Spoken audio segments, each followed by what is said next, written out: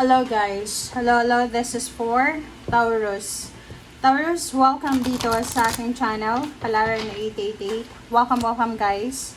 Alamin natin kung anong messages, vibration, kabay energy para sa inyong lahat. So, ito ay para sa money, career, and financial reading for the month of August guys. Okay, Taurus.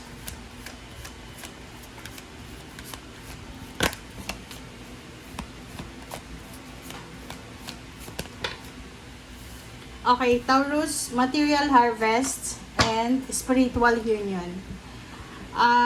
So nakikita ko dito, Taurus, sinasabi ng baraha sa'yo na this month of August, yung mga pinaplano nyo na business, collaboration, partnership, ay posibleng mag-harvest ka dito ng malaking tagumpay. So, ang ibig sabihin niya guys, na halimbawa lang ilang beses nyo nang pinag-isipan, pinagplanuhan na mag-business, makipag-collaboration, makipag-partner, like maliit lang, gusto mo magkaroon ng piggery, poultry, tindahan, or kano pa man, sinasabi ng baraha sa'yo na may posibilidad na magpo-flourish, magbo-blossom etong ideas na to, na pwede mong pagkakitaan. Okay? Yung iba din sa inyo dito, possible na makatanggap kayo ng malaking halagang pera sa buwan ng Agosto. Pwedeng, halimbawa yung iba na naglo-loan sa bangko, pwedeng ma-approve yung loan nyo. Yung may mga utang sa inyo, may binibenta kayo, possible na maka-cash out siya. Okay? Cash out ba yung tawag doon? Okay? So, yun ang nakikita natin. May mga parating na possible na hindi mo ini-expect. So, if you are married, in a relationship ka, or sa family nyo, magkakapatid, posibleng may balita kayo na matatanggap. Lalo yung magkakapatid na puro sila, earth signs. May mga balita kayong matatanggap regarding sa pananalapi.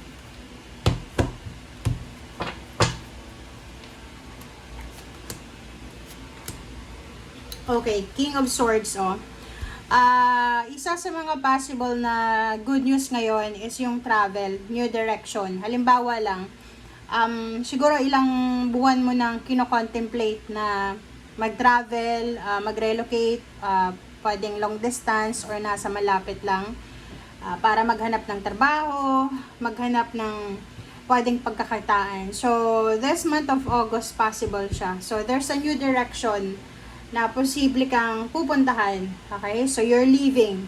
Okay? So, pwedeng papunta ka na ng ibang bansa or papunta ka sa city para maghanap ng trabaho. Kaso lang, yun lang ang problema. Kung may mga Taurus dito na you're expecting ng promotion, salary increase, pwedeng may mga gano'n na mangyayari. Pero, yung iba sa inyo, yun, pwedeng mapopromote, pero yung iba, disappointed yung iba. Okay? So, especially sa Capricorn, if you are connected sa mga Capricorn, sa nakikita ko sa'yo dito, madidisappoint ka sa kanya pagdating sa pera. Like, halimbawa, yung Capricorn na to, kapartner mo to sa business, pwedeng madispalko niya yung pera ng business nyo together. Parang ganun. Another is, madidisappoint ka rin kasi parang marirealize mo na minamanipulate ka lang ng isang Capricorn.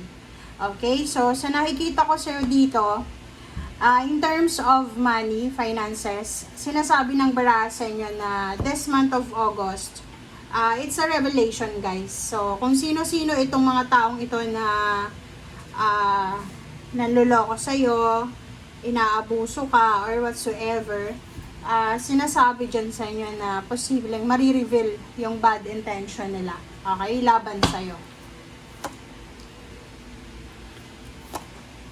Okay. There's a lump sum of money na like you're expecting lump sum of money siguro few years ago na posibleng pagsisisihan mo siya ngayon. Ngayon mismo. Ngayon na buwan ng August. Magsisisi ka kasi you're expecting this huge amount of money, tapos hindi mo siya mahahawakan, mapapakinabangan kasi isang desisyon ang ginawa mo na pwedeng nakasira dito sa kung ano man yan na source.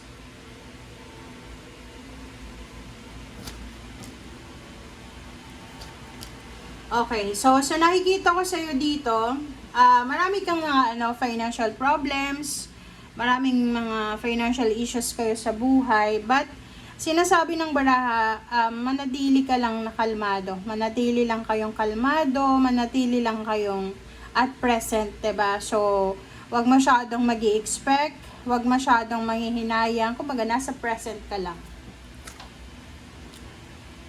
Okay, so sinasabi ng Barassi this month of August, yung focus mo talaga is para sa pagtatagumpay, financial success. So, nakikita ko sa'yo dito masyado kang nape-pressure. Nape-pressure ka para sa success. Pwedeng nakikita mo yung mga kasabayan mo financially stable na sila, secured na, tapos nagsiself-pity ka dito. This one is self-pitying. Five of Cups. Nagsiself-pity ka kasi parang iniisip mo na, bakit ako wala akong narating? Parang ganun. Okay. So, sa nakikita ko sa'yo dito, may ibang Taurus na posibleng plano nyong bumalik sa dati nyong trabaho, sa dating company na pinag-applyan nyo. Sa nakikita ko sa'yo dito, yung dati na may nag-offer sa'yo ng trabaho tapos hindi mo tinanggap, posibleng manghihinayang ka ngayon. Okay?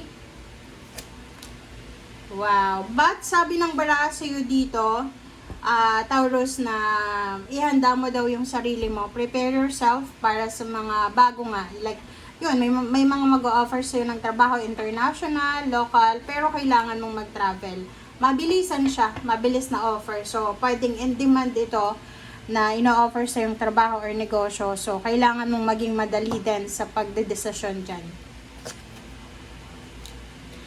There's a big family celebration ka na pinaplano. So, pwedeng wedding, anniversaries, and kailangan mo ng malaking halagang pera. So, pwedeng yan, December or May sa birthday mo next year. So, sa nakikita ko sa'yo dito, nakafocus ka dyan. So, sobra-sobra kang magiging workaholic. Which is, naman yon, natural yun sa'yo, workaholic. So, mas magiging workaholic ka pa, Taurus, kasi sa nakikita mo dito, marami kang kailangan paggastusan, pag-ipunan sa mga susunod na buwan at taon. So, sa nakikita ko sa'yo dito, kahit may trabaho ka na, kahit mayroon kang stable na income, talagang maghahanap ka pa ng mga additional earnings kasi gusto mo talagang magkaroon ng stability sa pananalapi. Okay? So, which is, nakikita ko sa'yo dito na stable and secured yung mindset mo eh. 'Di ba? Yung Taurus ka eh. Masipag, magaling humawak ng pera. Kaso lang, yung emotion mo, mas dominant siya kaysa sa urge mo na maging mayaman. So, pag once na nagka-problema ka sa relationship, asawa, girlfriend, boyfriend, family, apektado noon yung finances mo. Hindi ka makakapagtrabaho, mawawalan ka ng motivation, ganyan. So, yun guys. Thank you for watching. Bye!